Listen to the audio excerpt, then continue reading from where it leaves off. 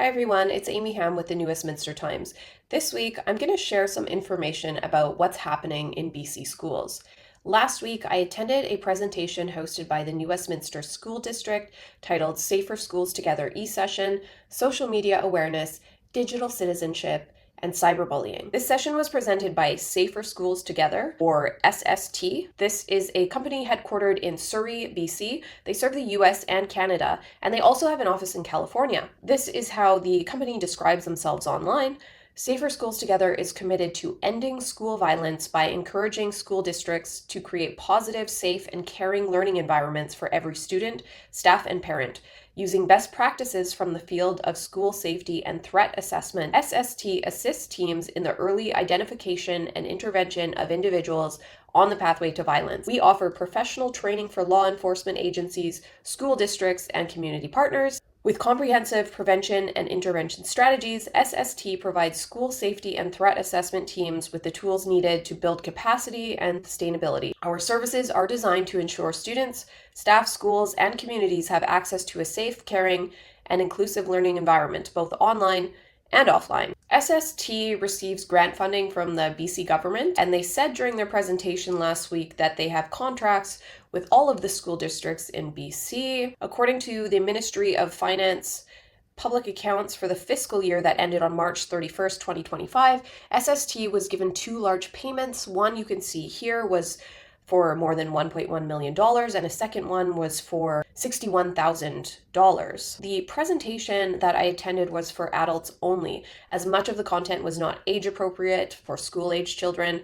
There were discussions of online sexploitation, suicide, and online terrorism that targets children. Overall, the content provided was better than I was expecting. I have a couple criticisms of the content, and I was able to have a phone call with SST's Executive Director, Stephen McDonald, to discuss what I felt these shortcomings or oversights were. But first, let's get into the good parts. So this was a presentation by a woman named Jacqueline Dennis. She opened with some rather horrifying stats, including that 41% of teenagers are spending 8 hours a day on a device, and that 11 to 14-year-olds are spending 9 hours a day on their devices.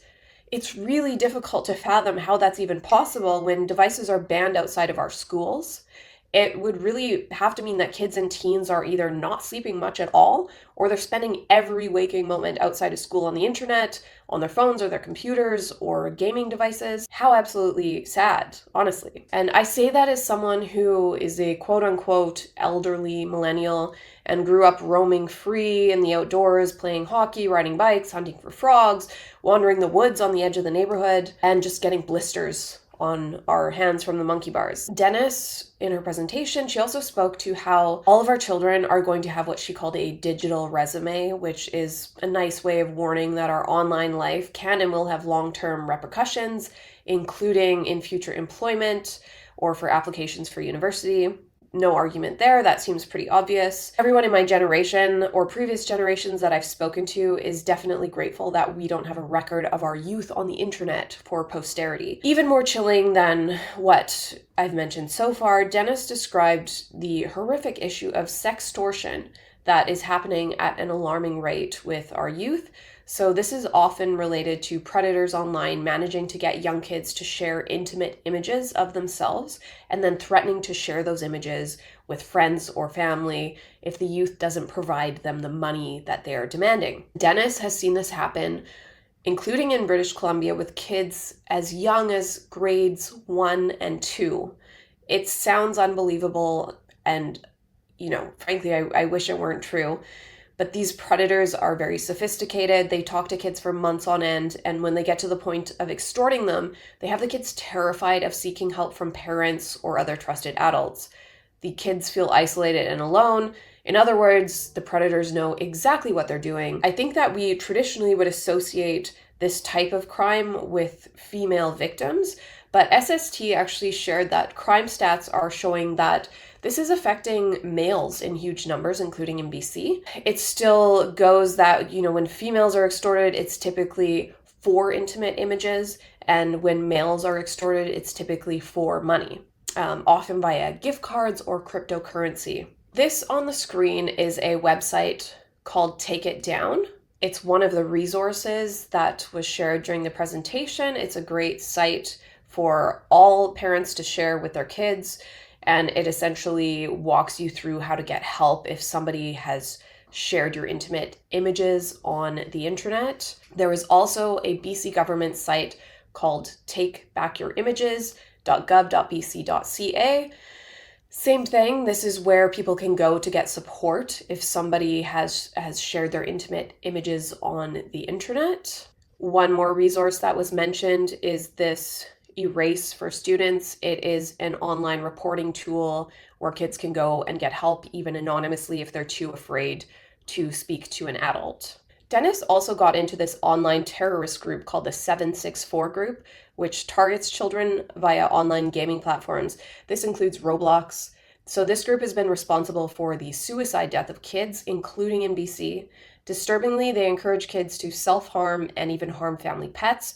They find information about a child's family and then they use that to threaten harm to those family members if the child doesn't do what they say. As per SST, the ultimate goal of this group is extremely disturbing, and that is to get its victims to commit suicide on live stream. In light of these disturbing facts, I do highly recommend that parents know about these online resources and the risks that SST outlined, and that, we talk to our kids and kind of let them know that these websites exist and they can go there for help even if they're not comfortable coming to us. I will include the same links that SST provided during the presentation in the description below. Now, that said, here's what I think was left out.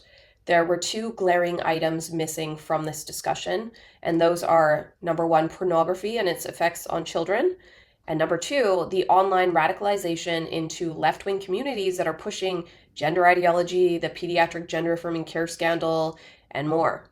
So let's get into the first one, pornography. According to the American College of Pediatricians, this is a quote, "The availability and use of pornography has become almost ubiquitous among adults and adolescents. Consumption of pornography is associated with many negative emotional, psychological, sociological, and physical health outcomes. These include increased rates of depression, anxiety, acting out, and violent behavior, younger age of sexual debut, sexual promiscuity, increased risk of teen pregnancy, child sex abuse, sex trafficking, and a distorted view of relationships between men and women." Then there's this 2025 article in the Frontiers of Child and Adolescent Psychiatry. It argues that access to internet pornography by children and adolescents has increased so significantly in the last decade that it can be considered a public health problem. So in this article, they admit that there exists some disagreement about the impacts of pornography, but that this is, quote, "largely due to methodological challenges, such as that of obtaining sensitive information from underage participants and ethical constraints that render experimental studies impossible. What is consistently confirmed, however, is the link between sexual violence and the consumption of violent pornography, as well as its impact on aggressive behavior in individuals with low scores in agreeableness." So these are people who are colder, more hostile, and have distrustful personalities, end quote. This particular article discusses how pornography consumption in youth appears to have impacts on said youth that parallel the post-traumatic symptoms of child sexual abuse. So while the data may not be clear, what does seem obvious is that we should default to preventing our children from accessing this type of material. And I don't really understand why SST doesn't include this issue in their presentations.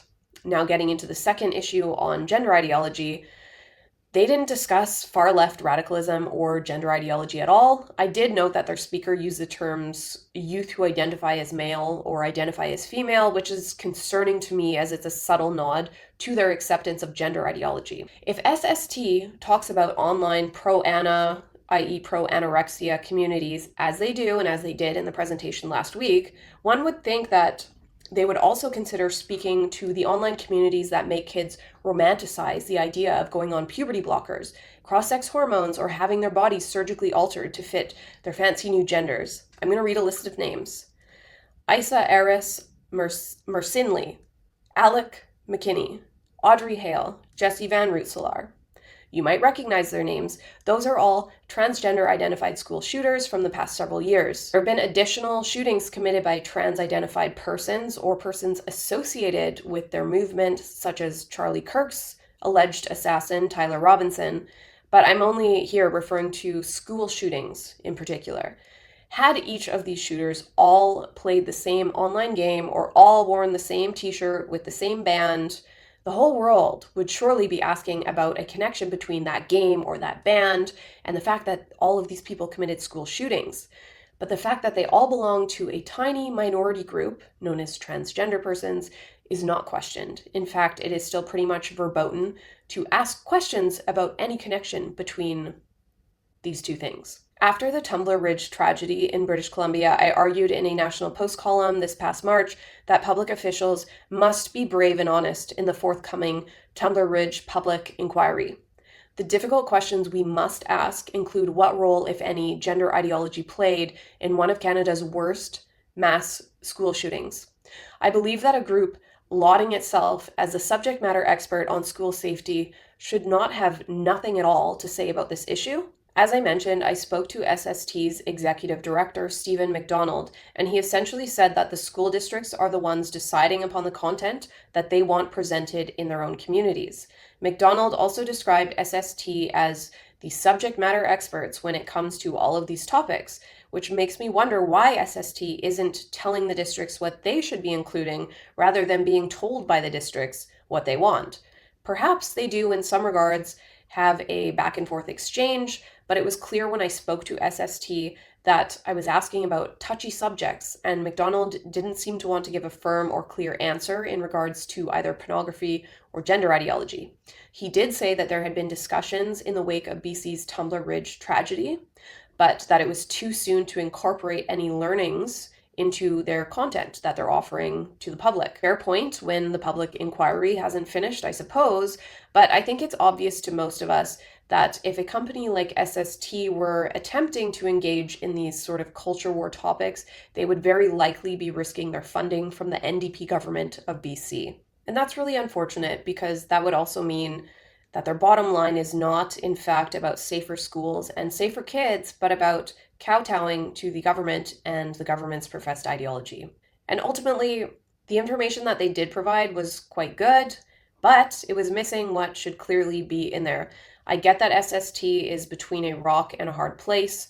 What it really comes down to is that we cannot expect that any government-funded agency is going to be truly independent in their mission, even an agency that's dedicated to child safety.